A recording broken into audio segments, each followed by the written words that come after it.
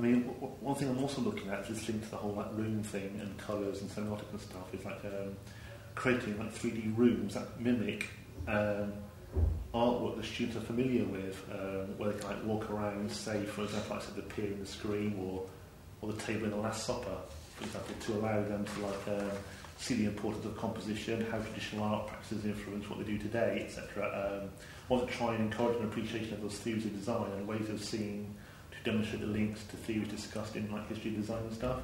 So, you know, for example, I said that like the Last Supper, you know, whole composition of that, you know, is quite low down, isn't it? And looking at the legs and stuff. So I'm sure they'll look at that and appreciate, you know, why has he done that, the painter or whatever. So do you think like create something like that in 3D where they can literally walk around might be, you know, give them like an appreciation of composition, things like that? Yeah, yeah. Can you think of anything how the ways that might possibly be used? Or?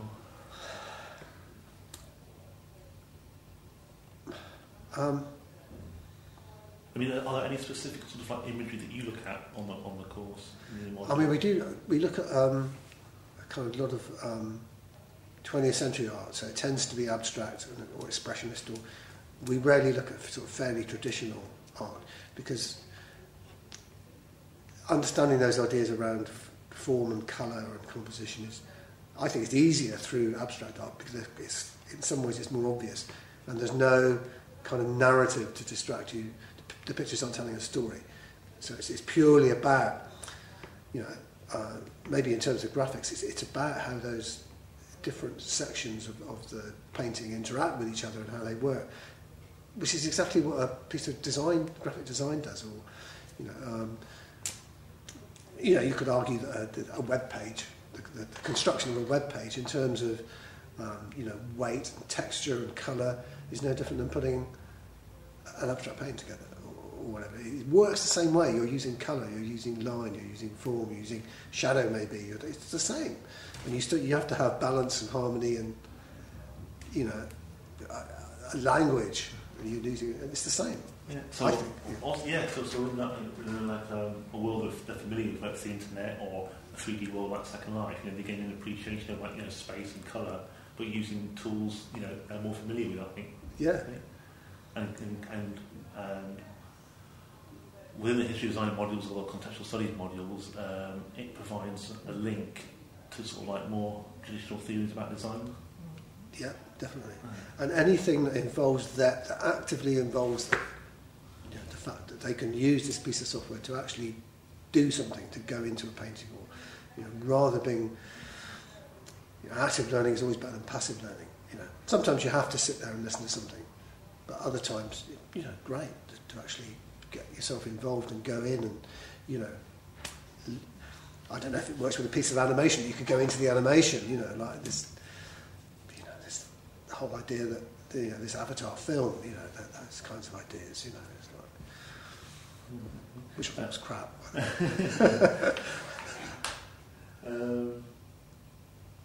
mean, have you got any other ideas that how we can possibly use this? Different, because I know so little about it, about the whole Second Life thing. I mean, I kind of know what it is, but I've never used it. I've never. Well, I think that's the whole abstract thing. You know, within Second Life, it allows you to build pretty much whatever you want. So, you know, for example, if you wanted to build an abstract painting or get inside an abstract painting, you can do that. I think you know. The thing about Second Life is you can literally fly, you can teleport to places. You know, there's no sort of limits, real world physics or anything like that. You know, you can come up with all sorts of ideas within traditional design, think about ways of exploring something in ways in which you normally wouldn't be able to. For example, like the Sistine Chapel, you know, as far as I know, you don't have to take photographs in there or climb up and have a look at the frescoes on the ceiling like that. But in Second Life, you can fly around and literally go to the ceiling and look at them in detail. I think that's the sort of thing, you know, things you wouldn't normally be allowed to do. For example, Mecca, I know there's a Second Life Mecca where you can actually walk around the golden, whatever it's called, I can't remember what it's called now, but you can actually do that, you know, and in real life you wouldn't be able to do that, especially if you're a woman, so that's the sort of thing, you know, I was thinking about. You know, I think we could use it in lots of ways. I'm just all for anything that involves them, you know, in the learning, get them involved. And do you use Moodle at all? Not often. I mean, why? Mainly because my own group, I see them every day. And mainly because I haven't got time to sit down and load stuff up and, you know. I mean, one of the things I find I think would be quite good is, you know, I want to create like a virtual world to resource for them, a bit like Moodle, but something a bit more physical that they can get hold of, sort of thing, you know. I think actually that's why Moodle's pretty dull. Actually, yeah. Today, you know, it's all text based, so I find it. Yeah, and you give them a handout and they lose it. Are they going to have to go onto Moodle to find it? No, they'll probably ask me for another copy next week. Yeah. You know, it's that kind of. I think if you actually physically have to walk around and touch something and activate it, you know, and you've gone through that process of finding it, it might, you know, reinforce that behaviour of research. Because I know. Well, I think it becomes fun. Exactly. Yeah.